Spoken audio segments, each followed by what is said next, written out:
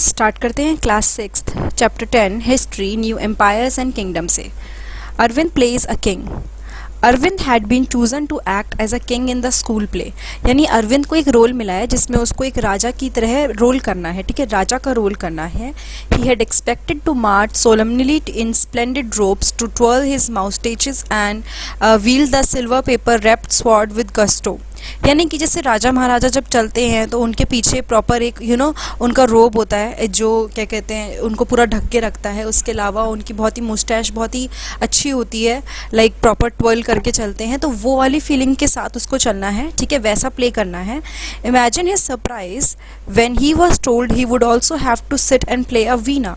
लेकिन अब अरविंद को ये भी बोला है कि उसको बैठ के वीणा प्ले करनी है, तो अब उसको समझ नहीं आया कि ये क्या हुआ। एक म्यूजिशियन किंग मतलब एक राजा जो वीणा भी प्ले करता था। Who was that he wondered. उसने सोचा कि वो कौन था। Prashastis and what they tell us. Arvind was supposed to be acting as Samudragupta. नाम लिखा हुआ है समुद्रगुप्ता। एक फेमस रूलर थे, कौन सी डायनेस्टी के? गुप्ता डायनेस्टी के।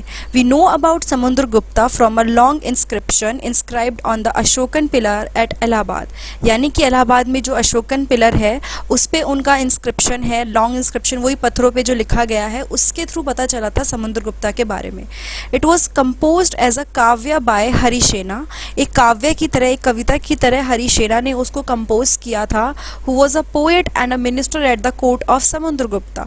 जो समुद्रगुप्ता के ही कोर्ट में, मतलब उन्हीं के जो जहाँ पे लोग बैठते थे वहीं पे वो क्या थे, एक पोएट भी थे और एक मिनिस्टर भी थे, और उन्हीं ने ये काव्य बनाया जो अभी अशोकन पिलर जो इलाहाबाद में है वहाँ पे उस पर लिखा हुआ है। The inscription is of special kind known as prashasti. जो इंस्क्रिप्शन है काफ़ी स्पेशल है, उसको प्रशस्ति बोलते हैं। एक संस्कृत वर्ड है जिसका मतलब है इन प्रेज ऑफ, यानी कि किसी की तारीफ में लिखा हुआ, ठीक है। While prashastis were composed for some of the rulers you read about in chapter 9 such as Gautamiputra Shri Satakarni, they became far more important from time of the Guptas. Like पहले प्रशस्तिस वगैरह रूलर के लिए कंपोज होती थी, लेकिन गुप्ताज के टाइम तक काफ़ी ज़्यादा इम्पोर्टेंट हो गई थी, ठीक है। तो अभी हमने जिन राजा के बारे में पढ़ा, जो राजा भी थे और जो म्यूजिशियन भी थे, वो समुद्रगुप्ता थे, ठीक है। उसके बाद आता है समुद्रगुप्ता प्रशस्ति, यानी जो उनके बारे में उनके प्रेज में जो लिखा गया। Let us see what Samudragupta प्रशस्ति टेल। उन्होंने ये बोला है कि क्या बताया है समुद्रगुप्ता की प्रशस्ति, जो प्रशंसा में प्रेज में जो लिखा गया उसने क्या बताया। The poet praise the king in glowing terms. जो पोएट थे उन्होंने राजा को बहुत ही अच्छे टर्म पे क्या करा, प्रेज किया, उनकी तारीफ करी एज अ वॉरियर। उनको बोला कि वो बहुत ही अच्छे वॉरियर हैं और ऐसे राजा हैं जिन्होंने कई लड़ाइयाँ लड़ी हैं बैटल में और जीती हैं।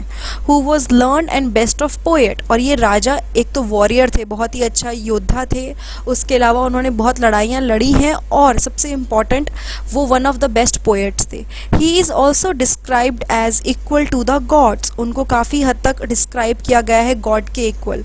द प्रशस्ति was composed in very long sentences. जो प्रशस्ति था उसको बहुत ही लंबे लंबे सेंटेंसेस में कंपोज किया था।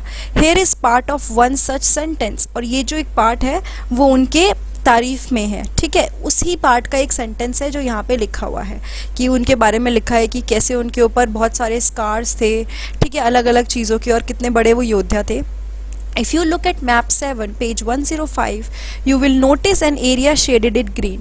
अगर आप मैप 7 में जाओगे पेज 105 में तो आप देखोगे कि जो आपका एरिया है जो ग्रीन में यहाँ पे ये थोड़ा क्या है, ग्रीन से शेड किया हुआ है इस पर्टिकुलर एरिया को। अब उनके बारे में वो बताता है you will also find a series of red dots along the east coast. यानी इधर की साइड ईस्ट कोस्ट पे आपको ये जो रेड रेड डॉट दिख रहे हैं इनकी बात हो रही है, ठीक है। उसके बाद बोला है you will find areas marked in purple and blue as well. यानी कि पर्पल और ब्लू में भी आपको कुछ, ये देखिए ये एरियाज जो हैं ये आपको पर्पल और ब्लू में भी दिखेंगे। Now this map is based on the information provided in the प्रशस्ति। अब ये मैप कैसे बेस्ड है, मतलब किस बेसिस पे बनाया गया है, इसको जो प्रशस्ति में जो इन्फॉर्मेशन थी उसके बेसिस पे इस मैप को बनाया गया।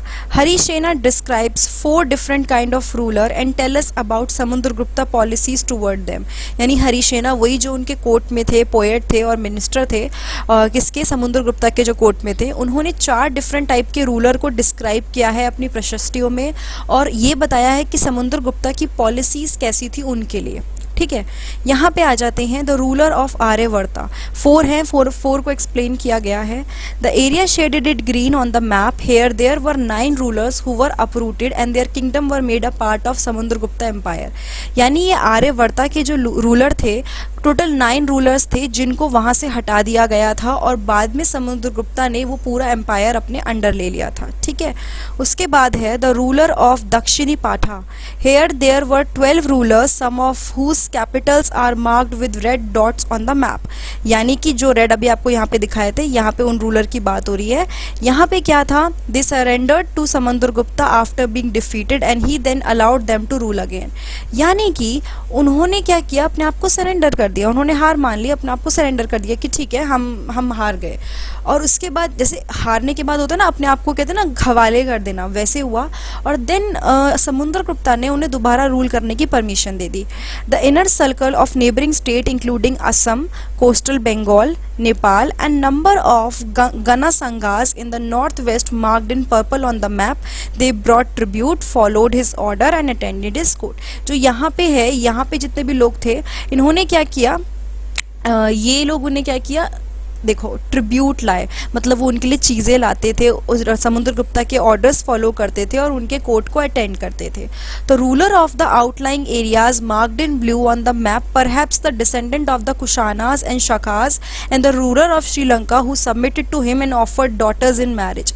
यानी कि कुछ रूलर्स क्या थे, यानी कि इस वाले एरिया को ले लो, इन्होंने क्या किया, इन्होंने अपनी मतलब बेटियों को बोला कि शादी करवा सकते हैं वो, लाइक अपनी बेटियों को ऑफर किया कि उनसे शादी कर लो।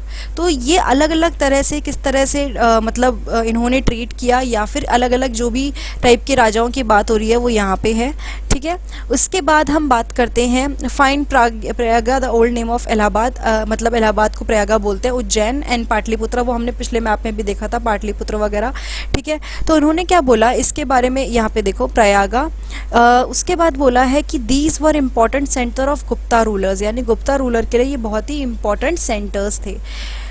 What was the difference between the way in which Samundragupta treated the rulers of Aryavarta and Dakshini Patha?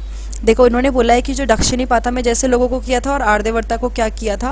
देखो आर्यवर्ता में जो राजा महाराजा थे उनको अप्रूट कर दिया था, उनको अपनी जगह से हटा दिया था, लेकिन दक्षिणी पाठा ने जब खुद को लाइक डिफीट करके सरेंडर किया तो समुद्रगुप्ता ने उन्हें अलाउ किया कि वो दोबारा रूल कर सके। यही डिफरेंस था जो आपको मिल जाएगा। उसके बाद यहाँ पे है the king who played the veena, some other qualities of Samudragupta are shown on coin such as this one where he is showing playing the veena, यानी वो वीणा प्ले करते थे। ठीक है, उसके बाद हम आ जाते हैं जेनेलॉजीज पर। Now most prashastis also mention the ancestor of the ruler. देखो जो ये प्रेज में जो लिखी जाती थी प्रशस्ति, वो एंसेस्टर्स के बारे में भी डिस्क्राइब करती थी। This one mention Samudragupta great grandfather, father and mother. इसमें इन सबको डिस्क्राइब किया गया है। ठीक है, his mother Kumara Devi belong to the Lichchhivala gana, while his father Chandragupta was the first ruler of the Gupta dynasty to adopt the grand title of Maharaj Adhiraj. यानी कि उनकी जो मम्मी थी, ठीक है, किसकी, आपके समुद्रगुप्ता की जो मम्मी थी, वो लिच्छीवाला गण जो होते हैं, अलग अलग मतलब कास्ट वगैरह गण वगैरह होते थे, तो वो उनसे बिलोंग करती थी। और उनके फादर का नाम था चंद्रगुप्ता, जो पहले ऐसे रूलर थे गुप्ता डायनेस्टी के जिन्होंने महाराज अधिराज का टाइटल गेन किया था, a title that Samudragupta also used. His great grandfather and grandfather are mention simply as Maharaja. यानी कि जितने भी उनके ग्रैंडफादर हैं, जितने भी ग्रैंडफादर के भी ग्रैंडफादर हैं, उनको महाराजा बोला जाता था। लेकिन चंद्रगुप्ता यानी कि समुद्रगुप्ता के पापा ने पहली बार क्या किया था, महाराज अधिराजा यूज किया था अपने टाइटल में। It seem as if the family gradually rose to importance. ऐसे लग रहा है जैसे कि फैमिली जो थी वो धीरे धीरे क्या हो गई थी, इंपॉर्टेंट होने लग गई थी, मतलब उन्होंने धीरे धीरे ना इंपॉर्टेंस गेन कर ली थी। Samudragupta in turn figures in the genealogies list of ancestor of later rulers of the dynasty such as his son Chandragupta. यानी कि जो उनके बेटा था, किसका, समुद्रगुप्ता के जो बेटा था वो था Chandragupta II। We know about him from inscriptions and coin. उनके बारे में कैसे पता चला, जो इंस्क्रिप्शंस थे और जो कॉइन्स थे उसके थ्रू पता चला कि ये डायनेस्टी वहाँ पे थी। He led an expedition to western India where he overcame the last of the Shakas. यानी कि क्या हुआ, उन्होंने वेस्टर्न इंडियाज में ट्रेवल किया और जो लास्ट में शाकाज थे, मतलब जो लोग थे, उनको भी ओवरकेम किया। According to later belief his court was full of learn people. ऐसा माना जाता है कि जो समुद्रगुप्ता के बेटे थे चंद्रगुप्ता, जिन्होंने वेस्ट में ट्रैवल किया था पूरा, वो उनके जो कोर्ट में लोग थे काफ़ी इंटेलिजेंट थे और लर्न थे, समझदार थे। Harshvardhan and the Harshcharit. While we can learn about the Gupta rulers from their inscriptions and coin, we can find about some kings from biographies. कुछ के बारे में हमें पता चला है इंस्क्रिप्शन से और कॉइन से, और कुछ के बारे में हमें पता चला है बायोग्राफी से।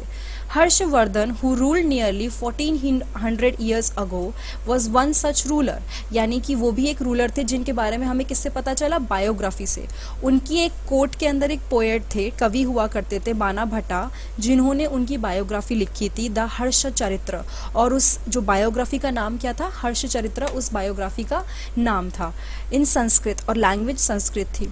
This give us the genealogy of Harsha and ends with his becoming king. उसके बारे में बताते हैं कि कैसे हर्षा मतलब आए थे और राजा बन गए थे। Xuanzang about whom you read in chapter 9, जिनके बारे में हमने पढ़ा था, जो चाइनीज़ थे, हमने इनके बारे में अभी पिछले चैप्टर में कुछ पढ़ा है। उन्होंने भी काफ़ी ज़्यादा टाइम स्पेंड किया था हर्षा के कोर्ट में, और उन्होंने भी एक डिटेल्ड अकाउंट छोड़ा था कि मतलब उन्होंने ये डिस्क्राइब किया था कि उन्होंने क्या क्या चीज़ें देखी। काफ़ी सारी चीज़ें उन्होंने यहाँ पे बताई थी। किसने, ज़ुआंगज़ैंग ने, जो कहाँ पे थे, ये हर्ष जो थे उनके कोर्ट में थे। Now Harsha was not the eldest son of his father, यानी कि वो सबसे बड़े बेटे तो नहीं थे अपने फादर के, लेकिन वो किंग बन गए थे। But becoming the king of Thanesar after both his father and elder brother died. वो राजा तब बने थे जब उनके पापा यानी उनके जो किंग थे और जो उनके बड़े भाई, दोनों की डेथ हो गई। His brother in law was the ruler of Kannauj, और उनके जो ब्रदर इन लॉ थे, ठीक है, लाइक उनकी जो वाइफ के जैसे होता है, मतलब रिलेटिव में आ जाते हैं ये, वो क्या थे, वो कन्नौज के रूलर थे। और वो कैसे किल हुए थे, by the ruler of Bengal. Bengal के रूलर ने उनको मार दिया था। Harsha took over the kingdom of Kannauj and then led an army against the ruler of Bengal. क्योंकि उनके जो ब्रदर इन लॉ थे उनको रूलर ऑफ बंगाल ने मार दिया था, तो कन्नौज पे वो अपनी आर्मी लेके गए थे और उन्होंने रूलर ऑफ बंगाल को भी हरा दिया था। ठीक है, although he was successful in the east and conquered Magadha and probably Bengal also, he was not as successful elsewhere. यानी कि उन्होंने ईस्ट में काफ़ी सक्सेस पाई थी, मगधा में उन्होंने सक्सेस पाई थी और बंगाल में भी पाई थी, बट बाकी जगहों पे उनको सक्सेस नहीं मिली थी। ठीक है, he tried to cross the Narmada to march into the Deccan but was stop by ruler belonging to the Chalukya dynasty Pulakeshin two. यानी कि उन्होंने कोशिश की थी नर्मदा से मार्च होते हुए डेक्कन में जाने की, लेकिन वहाँ पे एक रूलर थे जो चालुक्य डायनेस्टी के थे, जिनका नाम था पुलाकेशिन टू, उन्होंने उन्हें रोक लिया था। नाउ अब हम लोग पढ़ेंगे द पल्लवास, चालुक्यास एंड पुलाकेशिन प्रशस्ति, मतलब उनके बारे में जो था। The Pallavas and Chalukyas were the most important ruling dynasties in south India during this period. इनके बारे में इसलिए पढ़ना ज़रूरी है क्योंकि साउथ में जब ये सब चीज़ें तो नॉर्थ में हो रही थी, उसी टाइम पे साउथ में ये दो डायनेस्टी थी जो काफ़ी पॉपुलर हो गई थी, काफ़ी ज़्यादा इनका जोर था। The kingdom of Pallavas spread from the region around the capital Kanchipuram to the Kaveri delta, while that of Chalukyas was centred around the Raichur doab between the river Krishna and Tungabhadra. देखो, जो पल्लवास का किंगडम था, ठीक है, वो कांचीपुरम के आसपास जो कावेरी डेल्टा था वहाँ पूरा फैलना शुरू हुआ था। लेकिन जो चालुक्यास का था, उनका जो मेन था वो रिवर कृष्णा और तुंगभद्रा के आसपास था, अराउंड रायचूर। ठीक है, ये बताया है कि कहाँ कहाँ पे दोनों का किंगडम फैल रहा था।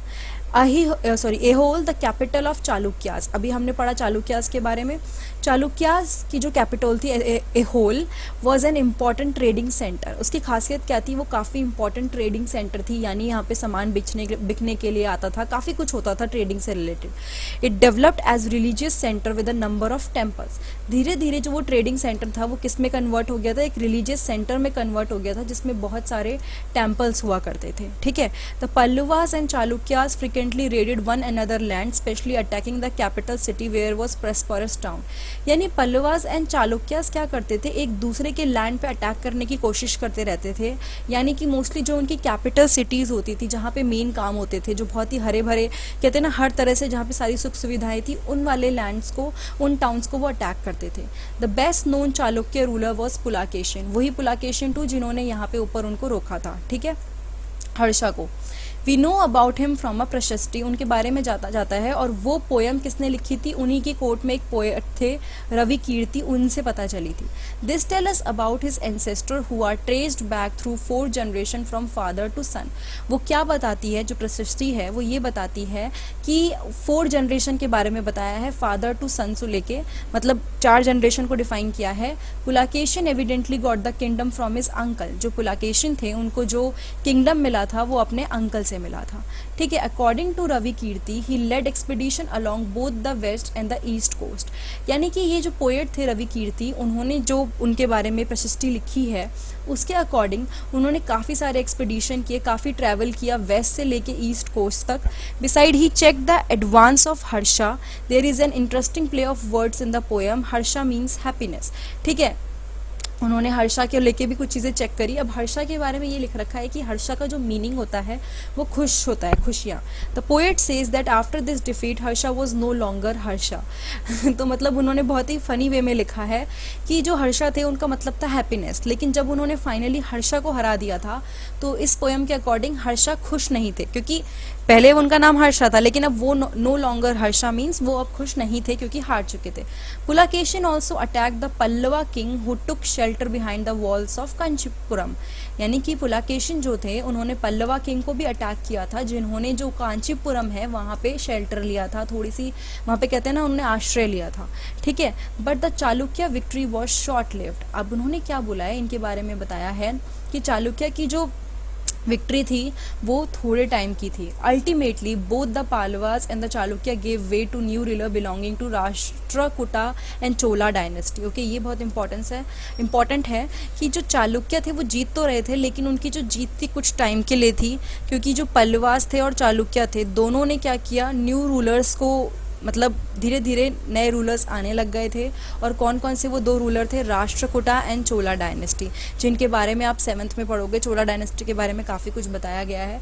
तो ये सारी चीज़ें बताती हैं कि कोई भी अगर राजा वगैरह रहे हैं तो कोई ऐसी चीज़ नहीं है कि परमानेंट रही है। मतलब बहुत सारे राजा हैं जिनका नाम अभी तक जाना जाता है, सब उनको अच्छे से जानते हैं, लेकिन फिर भी जो बीच में कई सारे राजा महाराजा आए उनकी जो भी सक्सेस थी या जो भी विक्ट्री थी वो कुछ टाइम के लिए थी। How were these kingdom administers, अब हम इसमें पढ़ेंगे किस तरह से वहाँ पे काम होता था। As in the case of earlier kings land revenue remain important for these ruler and the village remain the basic unit of administration, यानी कि लैंड रेवेन्यू जो भी उनके पास टैक्स आता था, पैसा आता था लैंड से, वो बहुत ही इंपॉर्टेंट था रूलर्स के लिए, ठीक है। और विलेजेस भी उनके लिए मेन बेसिक यूनिट थी जहाँ से उनका पूरा कामकाज चलता था। There were some new development as well, कई डेवलपमेंट भी हुई थी उस एरिया में। Kings adopted a number of steps to win the support of man who were powerful either economically or socially or because of their political and military strength, यानी कि king जो राजा होते थे उन्होंने कई सारे स्टेप्स लिए ताकि वो ऐसे लोगों का सपोर्ट लें, या तो वो पावरफुल लोग हों या फिर इकोनॉमिकली पावरफुल हो या सोशली पावरफुल हो, उनका रुतबा हो या फिर पैसा उनके पास हो या पॉलिटिकली या मिलिट्रिकल स्ट्रेंथ उनके पास काफ़ी ज़्यादा हो।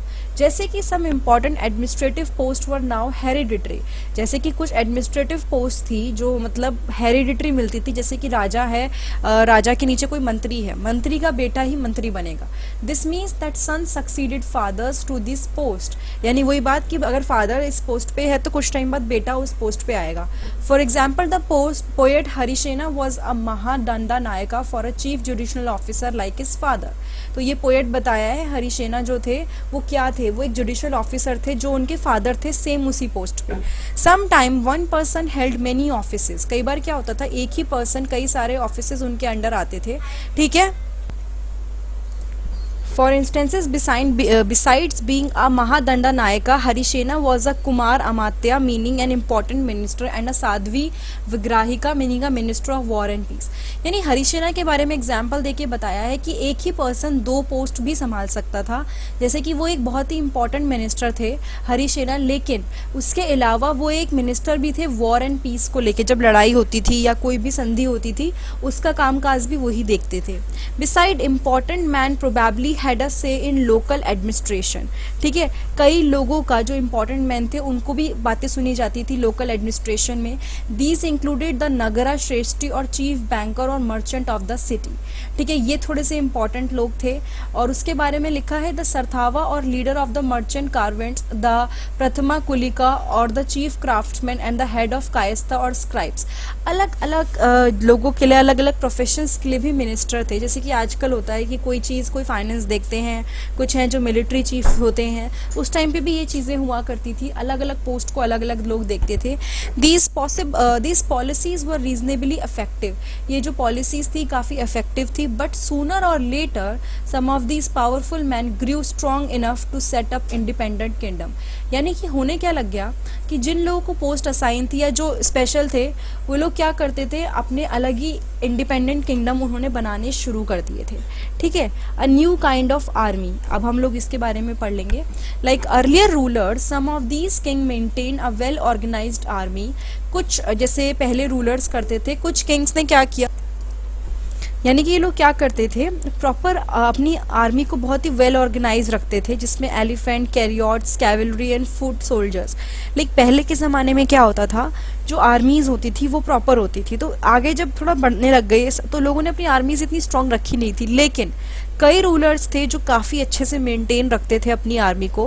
Beside there were military leaders who provided the king with troops whenever he needed them.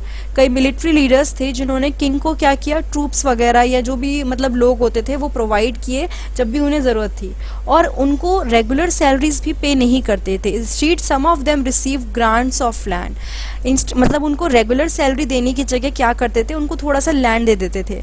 They collected revenue from the land and use this to maintain soldier and horses and provide equipment for warfare. अब एक देखो क्या हुआ, salary तो नहीं मिली लेकिन land का portion मिल गया। तो जब इन पोर्शन से रेवेन्यू आता था, इसी से वो सोल्जर, हॉर्सेस और जितने भी इक्विपमेंट होते थे उनको मेंटेन करते थे। These man were known as samantas. इनको हम क्या कहते हैं, समांतास बोलते हैं।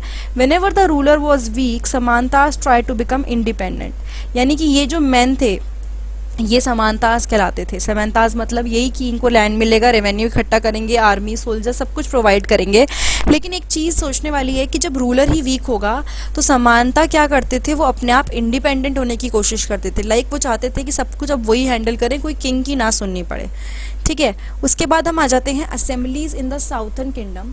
The inscription of the Pallavas mention a number of local assemblies. यानी कि जो इंस्क्रिप्शन पल्लवास के बारे में है उसमें क्या किया गया है, कई सारी लोकल असेंबलीज को मेंशन किया है। दीज इंक्लूडेड द सभा विच वॉज असेंबली ऑफ ब्राह्मण लैंड ओनर्स। सभा के बारे में क्या बोला है कि वो असेंबली किसकी हुआ करती थी, ब्राह्मण लैंड ओनर्स की। This assembly function through subcommittees which looked after irrigation, agriculture operation, making roads, local temple etcetera. उसका काम भी दे रखा है कि वो क्या काम करती थी। ये असेंबली आपके इरिगेशन, सिंचाई की फैसिलिटीज़ को, एग्रीकल्चर फैसिलिटीज़ को, रोड्स बनाने को, टेम्पल बनाने को, इन सब कामों को देखती थी। The ur was a village assembly found in areas where the land owners were not Brahmans. अब एक और चीज़ आ गई, ये जो उर थी ये वो असेंबली थी जहाँ पे जो लैंड ओनर हैं ब्राह्मण नहीं है। ठीक है, and the nagaram was an organization of merchant. ये किसकी थी, मर्चेंट की थी। जो भी सेलिंग का काम करते थे, जो भी बेचने आते, व्यापारी आते थे, उनकी ये ऑर्गेनाइजेशन थी। It is likely that these assembly was controlled by rich and powerful land owners and merchant. ये भी है कि इन्हें कंट्रोल कौन करता था, बहुत ही पैसे वाले लैंड ओनर्स या फिर मर्चेंट इसको कंट्रोल करते थे। Many of these local assemblies continue to function for centuries. और कई ऐसी असेंबलीज हैं जिन्होंने काम करते रहे वो लोग कई सेंचुरीज तक। ठीक है, अब हम लोगों ने सबके बारे में पढ़ लिया, मर्चेंट के बारे में पढ़ लिया और जितने भी स्पेशल मिनिस्टर्स होते थे उनके बारे में पढ़ लिया। Now we will study about the ordinary people in the kingdom. We can catch an occasional glimpse of the lifes of ordinary people from plays and other accounts. यानी कि हम प्ले वगैरह जो होते थे या कुछ और चीज़ों से हम पता लगा सकते हैं कि क्या होता था। Kalidas is known for his plays depicting life in the king court. Kalidas जो थे उनके प्लेज जाने जाते हैं, मतलब जो नाटक होते हैं जिसमें क्या होता है, किंग के कोर्ट में कैसी लाइफ रहती थी।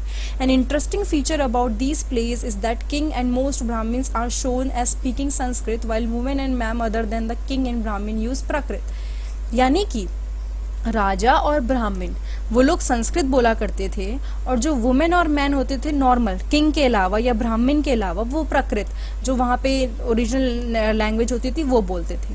हिज मोस्ट फेमस प्लेस अभिजना शकुंतलाम, उनका बहुत ही एक फेमस प्ले है अभिजना शकुंतलाम। वो स्टोरी दिखाता है love between a king name Dushyant और एक यंग वुमेन नेम शकुंतला। ठीक है, उनके बारे में, उनका जो प्यार हुआ था उनके बारे में बताया था।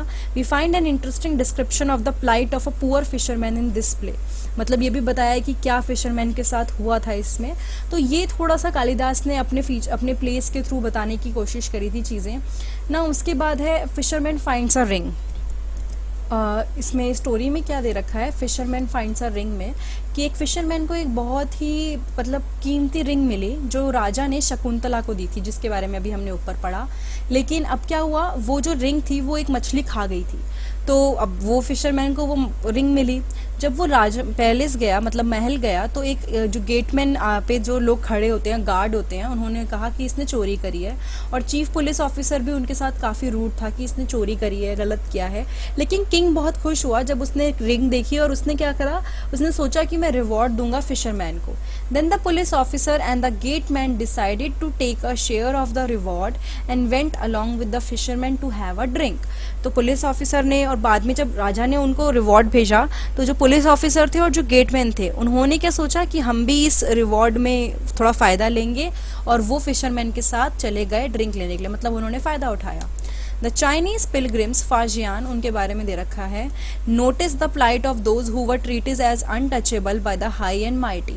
यानी कि ये जो चाइनीज थे पिलग्रिम जो आते थे, मतलब बुद्धिज्म के लिए चक्कर में, या जो भी उनकी मतलब मान्यता थी उस चीज़ के लिए वो आते थे, तो उन्होंने देखा कि लोगों को कैसे ट्रीट किया जाता है, लाइक अनटचेबल्स, या फिर मतलब बहुत ही छुआछूत होता है। They were expected to live on the outskirt of the city, ऐसा कहते थे कि वो लोग सिटी के अंदर नहीं रहेंगे, बाहर बाहर ही रहेंगे। ही rights, if such a man enters a town or a marketplace, he strikes a piece of wood in order to keep himself separate. People hearing this sound know what it means and avoid touching him or brushing against him. यानी कि अगर ऐसा कोई इंसान in fact आ भी जाता था, ठीक है, तो ये लोग क्या करते थे, उसको बोला जाता था कि वो लकड़ी से मारेगा, मतलब शोर बचाएगा, और जब ये शोर लोग सुनते थे तो वो अपने आप ही समझ जाते थे कि ये आने वाला है, तो हमें इससे दूर रहना है। एंड बाना भत्ता provide us with a vivid picture of the Kings army on the move. बाना भत्ता ने बताया है कैसे कि किंग आर्मी के बारे में, किंग आर्मी के बारे में ये चीज़ बताई है कि जब किंग की आर्मी चलती थी, मतलब राजा की जब आर्मी जाती थी, तो बहुत सारी चीज़ें अपने साथ लेके जाती थी। वेपन यानी कि जितने भी हथियार होते थे, पॉट्स जैसी चीज़ें, फर्नीचर, मतलब एनिमल, और इतनी चीज़ें जो सोच भी नहीं सकते। और होता क्या था, जब ये लोग ये चीज़ें लेके आते थे तो विलेजर्स उनको हॉस्पिटलिटी प्रोवाइड करते थे, मतलब उनकी सेवा करते थे, उनके लिए गिफ्ट लाते थे, और बाद में उनके एनिमल्स के लिए चारा लाते थे, और इनफैक्ट वो कोशिश भी करते थे कि वो राजा को मिल पाए और अपनी कंप्लेंट्स बता पाए। अब उसमें होता क्या था, जब आर्मी चली जाती थी तो डिस्ट्रक्शन बहुत होता था, काफ़ी ज़्यादा नुकसान हो जाता था, क्योंकि जो एलिफेंट वगैरह होते थे वो विलेजेस की हट खराब कर देते थे, और बाकी बहुत सारी चीज़ें होती थी। As Bana Bhatta says the whole world was swallowed up in dust. उन्होंने ये बताया है कि जब वो जाते थे पूरे टाइम मतलब धूल वगैरह हो जाती थी। नाउ एल्सवेयर, यहाँ पे बताया है कि फाइंड अरेबिया। अगर आप अरेबिया ढूंढोगे मैप में तो आपको मिलेगा। वैसे तो वो डेजर्ट था, लेकिन वो बहुत ही इंपॉर्टेंट हब था कम्युनिकेशन का। वहाँ काफ़ी ज़्यादा कम्युनिकेशन, एज इन कि 2-3 कंट्रियों के बीच का वो मेन पार्ट पड़ता था, जैसे कि Arab merchants and sailors played an important role in the sea trade between India and Europe. यानी कि जो अरब मर्चेंट और सेलर होते थे काफ़ी इंपॉर्टेंट रोल प्ले करते थे सी ट्रेड में, और इंडिया और यूरोप के बीच में जो भी मतलब व्यापार होता था उसमें। और उसके बाद बताया है कि कैसे वो मतलब अलग अलग एनिमल्स वहाँ पे लिव करते थे, camels, hardy animals. Now around 1400 years ago prophet Mohammad ने एक नया रिलीजन इंट्रोड्यूस किया, दैट वाज इस्लाम। अरेबिया में उन्होंने ये इंट्रोड्यूस किया था। Like Christianity, Islam was a religion that laid stress on the equality and unity of all before Allah. उन्होंने क्या बोला कि इस्लाम का भी फोकस यही था क्रिश्चियनिटी की तरह कि सब सेम हैं, इक्वल हैं in one supreme God. Here is a verse from the Quran, the sacred book of Islam. एक वर्ड्स दे रखा है, मतलब जो कुरान उनकी बुक है, इस्लाम की बहुत ही मतलब होली बुक होती है, उसमें से एक पैराग्राफ दे रखा है, for Muslim men and women, for believing men and women, for devout men and women, for true men and women, for men and women who are patient and constant, for men and women who humble themselves, for men and women who gives in charity, for men and women who fast, guard their charity, and for the men. Okay यानी कि जो भी लोग अच्छे हैं, जो लोग charity करते हैं, जो लोग पेशेंट हैं, जो लोग एक दूसरे को प्यार करते हैं, समझते हैं, एक दूसरे पे भरोसा रखते हैं, जो दूसरों के लिए अच्छे हैं, वो हमेशा अल्लाह उनको फॉरगिव करेगा, मतलब माफ़ करेंगे, और उनको हमेशा क्या करेंगे, रिवॉर्ड देंगे, मतलब उनके साथ अच्छा ही होगा। Within 100 year Islam spread to North Africa. कुछ ही 100 सालों के अंदर जो इस्लाम था वो North Africa, Spain, Iran and India में फैल चुका था। Arab sailors who were already familiar with the coastal settlement of the subcontinent now brought the new religion with them. अब जो अरब सेलर्स थे, जो आते थे, जिनको ऑलरेडी पता था कोस्टल एरियाज के बारे में, सब कॉन्टिनेंट्स के बारे में, जब भी वो अपने साथ आए तो वो एक नया रिलीजन भी अपने साथ लिया है। Arab soldiers conquered Sindh in present day Pakistan about 13,000 year ago. यानी कि यहाँ पे क्या बात हो रही है कि 13,000 भी नहीं है, it is 1,300 years ago, sorry for the mistake. Arab soldiers जो थे उन्होंने जो आज जो सिंध है, जो जगह ये पाकिस्तान में है, ये कुछ 1,300 ईयर्स अगो पहले ही ये चीज़ जीत ली थी। तो इस पूरी स्टोरी में हम लोगों ने अलग अलग राजा के बारे में पढ़ा, ठीक है, जो भी लोग होते थे, जो वहाँ पे असेंबलीज़ होती थी, इस सब के बारे में पढ़ा। उसके अलावा हमने हर्षवर्धन के बारे में पढ़ा, कई सारी डायनेस्टीज़ के बारे में पढ़ा। और तो ये था चैप्टर 10 क्लास 6 हिस्ट्री का, न्यू एम्पायर्स एंड किंगडम्स। अगर ये वीडियो आपको अच्छी लगी है तो प्लीज़ लाइक, कमेंट, सब्सक्राइब और शेयर करना मत भूलिए। नीचे एक बेल बटन आइकन है, आप उसको भी क्लिक कीजिए ताकि मेरी कोई भी वीडियो अपलोड हो तो आपको पता चले। उसके अलावा अगर आपको इस हिस्ट्री के या फिर साइंस के और चैप्टर देखने हैं तो नीचे एक डिस्क्रिप्शन बॉक्स है, वहाँ आपको सारे लिंक मिल जाएंगे। अदरवाइज़ आप मेरे चैनल पे जाके प्लेलिस्ट में जाइए, वहाँ पे आपको क्लास के अकॉर्डिंग, सब्जेक्ट्स के अकॉर्डिंग अलग अलग प्लेलिस्ट मिलेंगी और वहाँ सारे चैप्टर्स के लिंक मिल जाएंगे। Thank you so much.